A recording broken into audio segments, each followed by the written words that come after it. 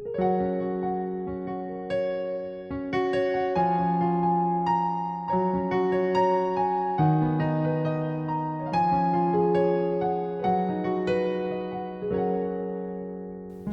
malam, Bapak, Ibu, saudara-saudari, adik-adik sekalian yang dikasihi Tuhan kita Yesus Kristus. Kita akan masuk di dalam pemberitaan firman. Pemberitaan firman pada malam hari ini terambil dari Injil Lukas. Injil Lukas 11 ayat 9 sampai dengan ayatnya yang ke-13. Tapi sebelumnya, biarlah Alkitab terbuka dan kita masuk dalam doa.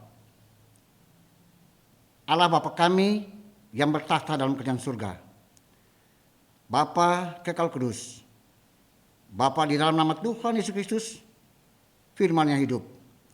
Kami berterima kasih, kami bersyukur karena berkat pertolongan-Mu, penyertaan-Mu, sehingga kami ada saat ini dan kami beribadahkan di Kau di dalam ibadah keluarga. Kami akan membaca firman-Mu, kami akan merenungkannya, dan kami mau melakukannya itu di dalam kehidupan hari lepas hari. Untuk itu kami mohon daripada-Mu, tuntunlah kami dengan kuat kuasa Roh-Mu Kudus, agar apa yang kami lakukan ini berkenan kepada-Mu. Berkatilah ibadah keluarga ini, berkatilah hamba-Mu, sehingga hamba dapat menyampaikan firman Tuhan dengan baik dan benar, dan berkatilah jemaat yang mengikuti ibadah di malam hari ini. Terima kasih ya Bapa, inilah doa kami yang kami naikkan dalam satu nama, Tuhan Yesus Kristus, Tuhan dan Juru Selamat kami sudah berdoa. Amin. Bacaan Alkitab pada ibadah keluarga di malam hari ini terambil dari Injil Lukas. Injil Lukas 11 ayat 9 sampai dengan ayat yang ke-13 yang menyatakan, oleh karena itu aku berkata kepadamu, mintalah maka akan diberikan kepadamu, carilah maka kamu akan mendapat, ketoklah maka pintu akan dibukakan bagimu. Karena setiap orang yang meminta menerima, dan setiap orang yang mencari mendapat, dan setiap orang yang mengetok baginya pintu dibukakan. Bapa manakah di antara kamu, jika anaknya minta ikan daripadanya, akan memberikan ular kepada anaknya itu ganti ikan? Atau jika ia minta telur, akan memberikan kepadanya kalajengking? Jadi jika kamu yang jahat tahu memberi pemberian yang baik kepada anak-anakmu, apalagi Bapamu yang di surga, Ia akan memberikan Roh Kudus kepada mereka yang meminta kepadanya. Demikianlah pembacaan Alkitab. Tema kita pada malam hari ini adalah Roh memberi pengertian terhadap jawaban doa. Pada suatu hari ada seorang pengembara. Dia berjalan melewati sebuah gedung gereja yang ada di suatu dusun di tepi gunung. Dilihatnya di atas atap gereja itu ada roh jahat yang sedang tidur-tiduran. Pengembara ini berjalan terus. Tibalah dia di tempat suatu rumah yang mana di dalamnya ada penghuninya atau tuan rumahnya sedang berdoa, memuji dan menyembah Tuhan. Dilihatnya lagi di sekeliling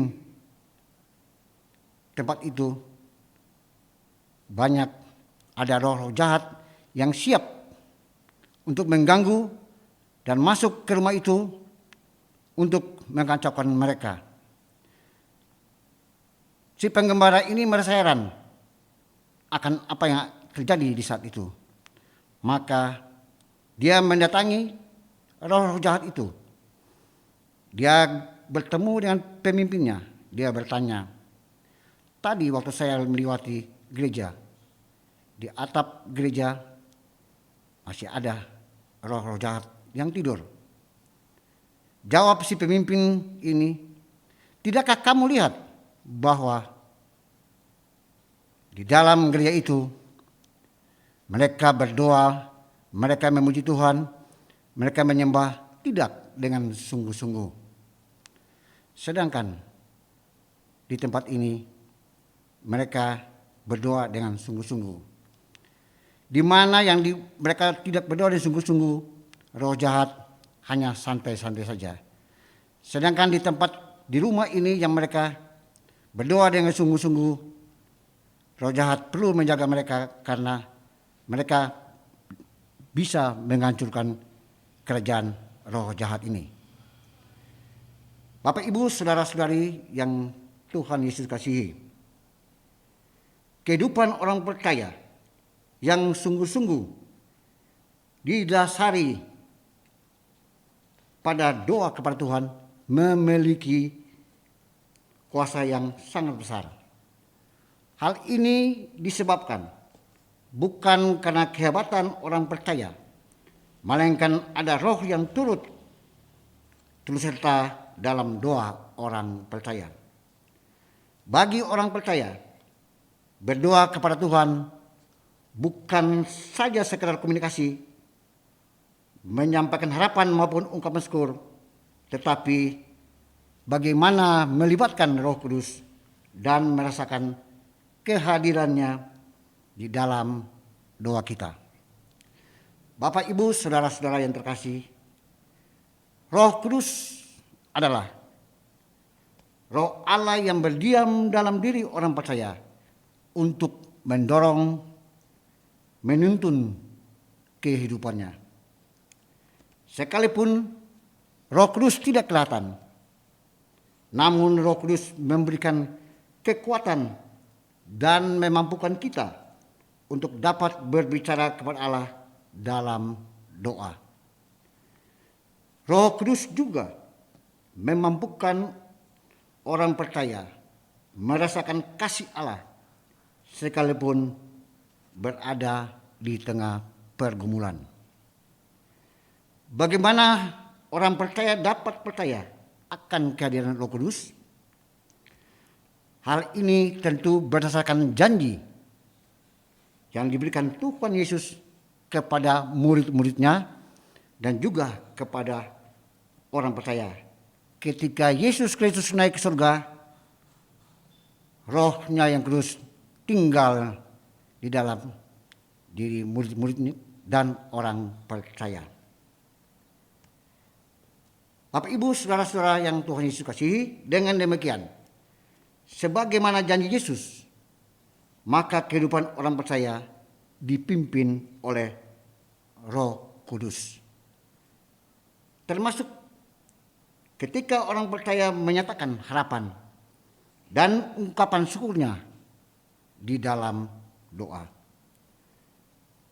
Bagi orang percaya, doa bukanlah sekedar komunikasi dengan Tuhan, melainkan sebuah upaya untuk membangun pengalaman iman bersama Allah di dalam kehidupan ini.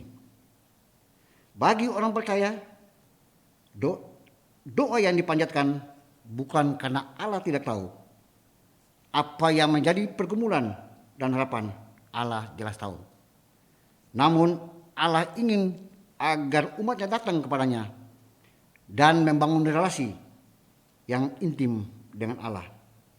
Dan bagi Allah, doa yang benar bukanlah sekedar kita berkata-kata, melainkan dibutuhkan kesiapan dan kesungguhan hati untuk berdoa.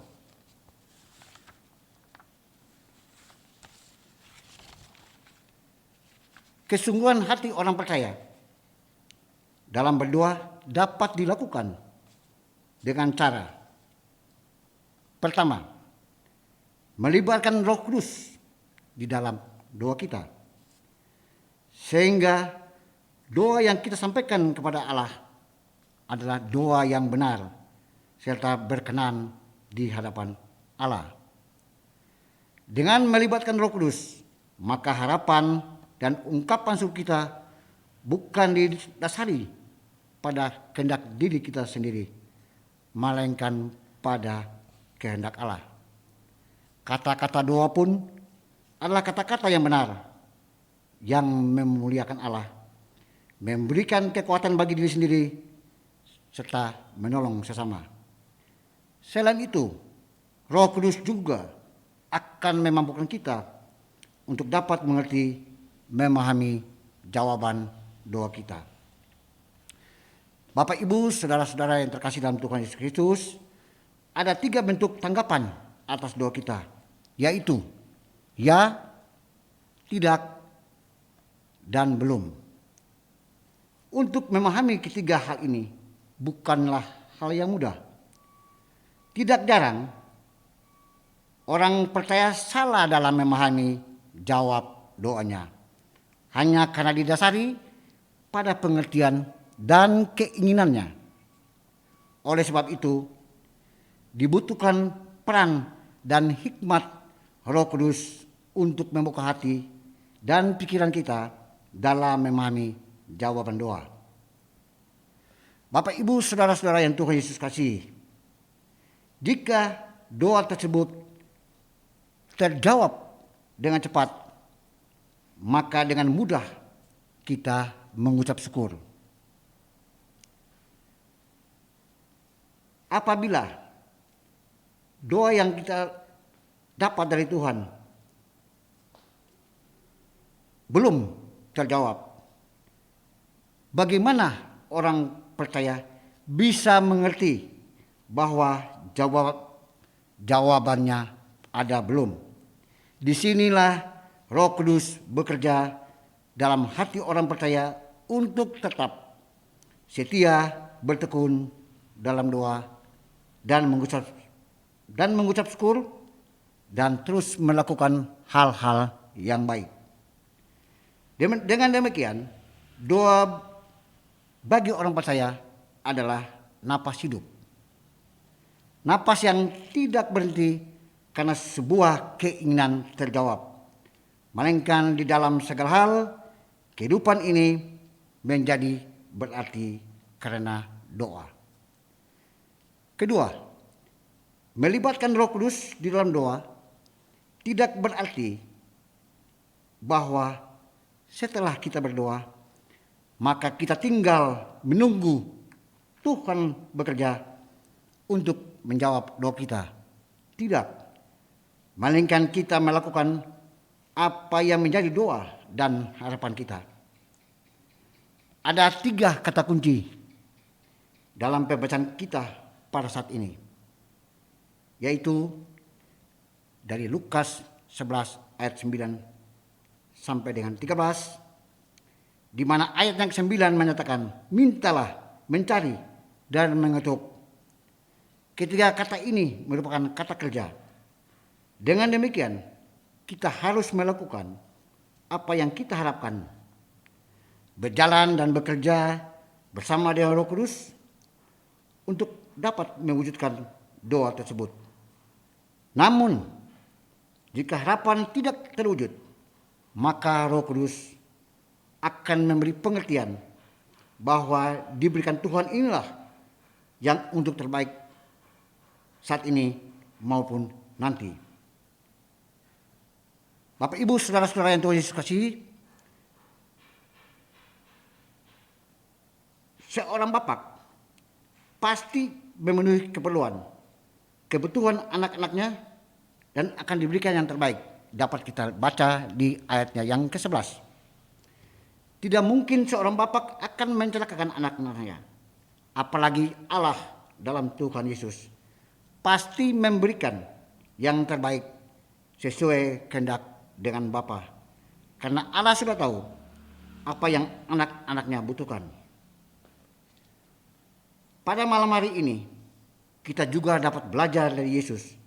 Selama melakukan pelayanannya, Yesus tidak pernah absen dalam berdoa baik secara pribadi, sebagaimana kita bisa baca di dalam Markus 1 ayatnya yang 35, maupun secara bersama-sama dengan murid-muridnya dapat kita baca dalam Markus 6 ayatnya yang ke-26. Karena bagi Yesus, doa adalah sumber kekuatan di dalam menjalani hidup dan tantangan di dunia ini.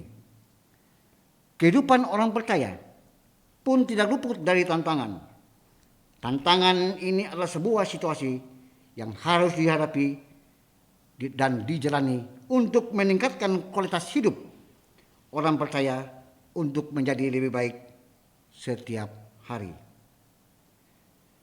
Persoalannya adalah apakah kita mau mengalah pada tantangan atau kita mau menaklukkannya, membuat tantangan bersantai atas hidup kita seperti hanya si jahat dalam ilustrasi di awal tadi.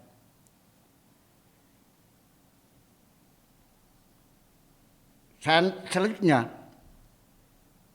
kita membuat si tantangan ini menjadi gerah karena kehidupan kita lebih kuat karena kita ada dalam doa kepada Tuhan.